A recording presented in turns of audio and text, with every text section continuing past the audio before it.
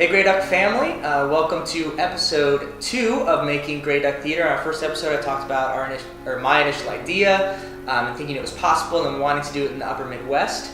Of course, once you have an idea for something, you have to find a place to do it. People ask me all the time, how did you pick Rochester? My wife, as I said, is from the Twin Cities, but we have no official connection to Rochester.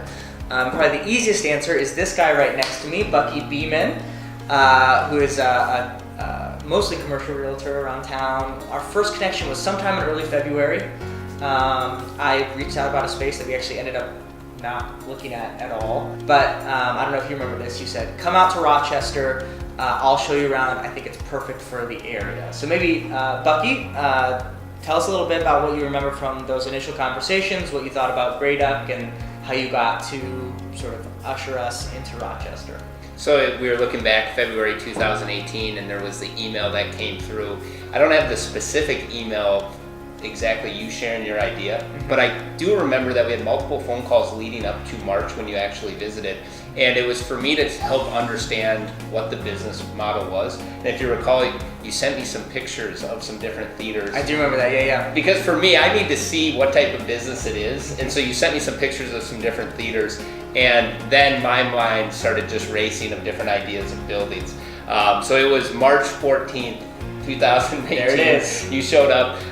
That's when I came to Rochester. First time I'd set foot on Rochester soil. And I had a list of properties we were going to look at. And I had a property already kind of in my mind that I felt would be a good natural fit. But I wanted to get you familiar with the community. So we spent time looking at multiple buildings. We also spent time, and this is something that I really enjoy doing as part of my business, is introducing you to other small business owners. Which was massive for us. Even just getting a little window into sort of the community around Rochester. And specifically, I don't know if you did this on purpose, into sort of the arts and entertainment business sector. Yeah, and that's something that I think is crucial because, as you mentioned, you were planning on moving to Rochester, and I just thought, in order to help make you familiar with the community, what better way than introducing you to business owners that are doing it, that are working every single day to try to grow their business, make it survive, make it thrive.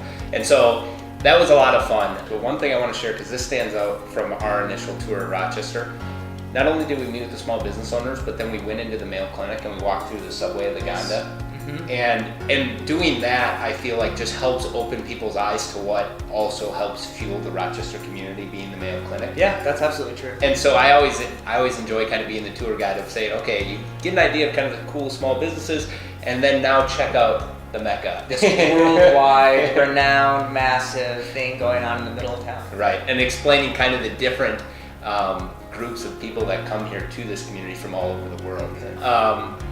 We looked at several buildings, and there was just one building in my mind, even prior to you coming, that stood out, and that ended up, and I'm happy that it did, being the building that you landed in. First one we saw, was the one you had kind of vision for, and it's where you guys will be going and seeing films. And I think part of it was just the natural size of it. It wasn't too big. I think often people come into our community looking for, they have a big vision, which you got to help them execute that vision. But often once you get into the numbers, the cost for such a big space is so high. And so we were able to find that fine balance where I really do feel it's the perfect size to get growing what you are going to be doing. And it also had a natural break of the front area where people would be buying tickets or enjoying a coffee or enjoying popcorn, and then the back area where they'd be watching the movie. So that was a lot of fun. Yeah, and it's worked fantastic. So that was March 14th. I think we just looked up the email that I sent to you where we said, I think we want to go forward with Rochester. And I actually think I said in that email, we just looked this up, so I'm not going from memory here, but that it was now called Gray Duck Theater, right? We committed to the name, and that was April 7th, if I remember correctly? Yep, that sounds exactly right. I recall we had several phone calls with the architect we decided to work with, Paul Arman. It was a little difficult working with you because you weren't local. Yeah. So we were doing a lot of phone meetings, but now with technology, it's a lot easier to do than ever before. So we did a lot of phone conversations kind of leading up to the vision.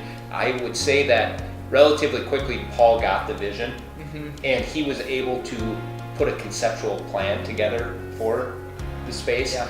And we were then talking with the contractor we selected, Hank Fredericks, to kind of get an initial budget. And it was necessary that we do what's called a pre-development meeting down at Building and Safety, where they bring multiple entities around, such as the fire department, public works, parks.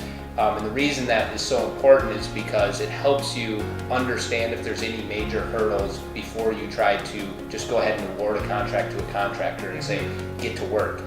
We could talk a long time because Bucky's been here every step of the way, but I think probably for this episode we'll end it there, where we decided on Rochester because of sort of seeing both the big and small aspects of business. Bucky really pushing us on the area and seeing what was developing at that time, getting a great space that we love. We're really excited for you guys to see it really soon. And then that pre-development meeting, I think late April, where we really started hitting the ground running. I'm excited. Can't wait to see you. We'll be there. Absolutely. Thanks a lot, Bucky, and we'll talk to you soon.